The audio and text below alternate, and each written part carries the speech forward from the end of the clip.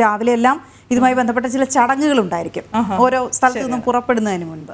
അപ്പോൾ യെസ്, ഇപ്പോൾ അവിടെ നിന്നുള്ള ദൃശ്യങ്ങളാണ് നമ്മൾ കാണുന്നത്.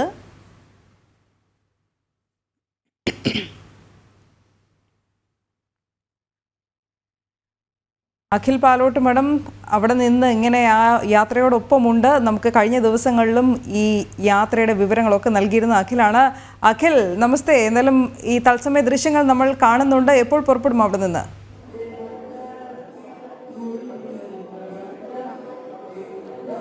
Anu, good morning. നവരാത്രി മഹോത്സവത്തിന് ഇന്ന് 3-ാം ദിവസം നെയ്യാറ്റിൻകര ശ്രീകൃഷ്ണസ്വാമി ക്ഷേത്രത്തിൽ നിന്നാണ് യാത്ര ആരംഭിക്കുന്നത്. ഇപ്പോൾ നമുക്ക് ദൃശ്യങ്ങളിൽ കാണാൻ സാധിക്കുന്നത് പോലെ തന്നെ ഈ വിഗ്രഹങ്ങൾ വച്ചിരിക്കുന്ന സ്ഥലത്ത് വലിയ ഭക്തജന തിരക്ക് ഇന്ന് അനുഭവപ്പെടുന്നുണ്ട്. കാരണം നെയ്യാറ്റിൻകരയെ സംബന്ധിച്ചിടത്തോളം ഏറ്റവും പ്രധാനപ്പെട്ട ഒരു വരവേൽപ്പാണ് നെയ്യാറ്റിൻകര ഈ നവരാത്രി വിഗ്രഹ ഘോഷയാത്രയ്ക്ക് നൽകുന്നത്. 300 അംഗയും അതുപോലെ തന്നെ സരസ്വതി ദേവിയെയും ശ്രീമുരുകനെയും ഒക്കെ തന്നെ വലിയ ഭക്തിയോടുകൂടിയാണ് നെയ്യാറ്റിൻകരയിലേക്ക് ഇവിടുത്തെ ജനാവലി സ്വീകരിക്കുന്നത്. നമുക്ക് ദൃശ്യങ്ങളിൽ കാണാൻ കഴിയുന്നത് പോലെ അർച്ചനയും പുഷ്പാഞ്ജലിയും ഒക്കെ ആയിട്ട് ഭഗവതിയെയും ദേവിയെയും അതുപോലെ തന്നെ ശ്രീമുരുകനെയും ഒക്കെ തന്നെ പൂജിക്കുന്നതുമെല്ലാം നമുക്ക് കാണാൻ കഴിയുന്നുണ്ട്.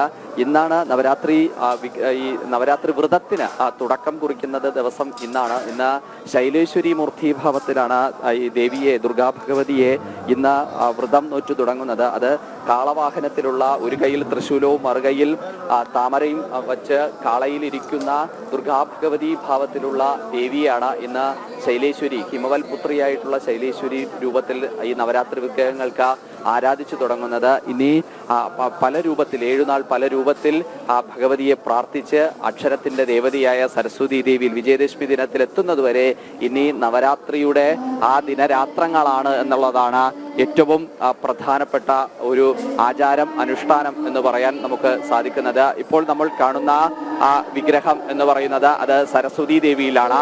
നേരത്തെ നമ്മൾ ആദ്യം കണ്ട വിഗ്രഹം അത് 300 മങ്കയാണ്. അത് ശുശീന്ദ്രത്തെ ദേവീക്ഷേത്രത്തിൽ നിന്നും പല്ലക്കിൽ എഴുന്നള്ളിച്ചു വന്ന ആ വിഗ്രഹമായിരുന്നു 300 അങ്കയുടേത്. ഇപ്പോൾ നമ്മൾ കാണുന്ന വിഗ്രഹം അത് സരസ്വതി ദേവിയുടെ വിഗ്രഹമാണ്. ആനപ്പുറത്താണ് സരസ്വതി ദേവി തിരുവനന്തപുരത്തേക്ക്, അനന്തപുരയിലേക്ക് എഴുന്നള്ളി വരുന്നത്. കുമാരകോവിലെ മേൽശാന്തിയുടെ നേതൃത്വത്തിലാണ് പൂജാതി കർമ്മങ്ങൾക്കൊക്കെ തന്നെ നേതൃത്വം നൽകുന്നത്. ദേവസ്വം ബോർഡ് ഉദ്യോഗസ്ഥരടക്കം ഇവിടെ ഇതിന് കാർമ്മികത്വങ്ങൾ വഹിക്കുന്നുണ്ട്. അല്പസമയത്തിനകം, അതായത് 8:30 ഇന്നത്തെ ഈ ഘോഷയാത്രയ്ക്ക്, 3-ാം ദിവസത്തെ ഘോഷയാത്രയ്ക്ക് തുടക്കം കുറിക്കുന്നത്. തമിഴ്നാട് കേരള പോലീസുകളുടെ സേനകളുടെ ഗാർഡഫോണിന് ശേഷമായിരിക്കും യാത്ര ആരംഭിക്കുക. യാത്ര നെയ്യാറ്റിൻകരയിൽ നിന്നും ആരംഭിച്ച് ഒരു പ്രധാന 2ാമത്തെ ചടങ്ങ് എന്ന് പറയുന്നത് ബാലരാമപുരത്തെ ശാലിയത്തെരുവിലെ അകത്തേക്ക് എത്തുക എന്നതാണ്. അവിടെ വർഷങ്ങളായി ഒരു തെരുവിനകത്തെ ഒരു കുടുംബം നവഗ്രഹ വിഗ്രഹത്തെ ഇറക്കി, അവരുടെ വീട്ടിലിറക്കി പൂജ നടത്തിയാണ് തിരുവനന്തപുരത്തേക്ക് എത്തുന്നത്. നഗരസഭാ പരിധിയായ അഖിൽ അവിടെ നിന്നുള്ള പൂജയുടെ ദൃശ്യങ്ങൾ ഒരു പക്ഷേ ഭക്തി നിർഭരമായ സമയമാണത്. ഭക്തിയോടുകൂടി തന്നെ ശ്രവിക്കാമെന്ന് തോന്നുന്നു.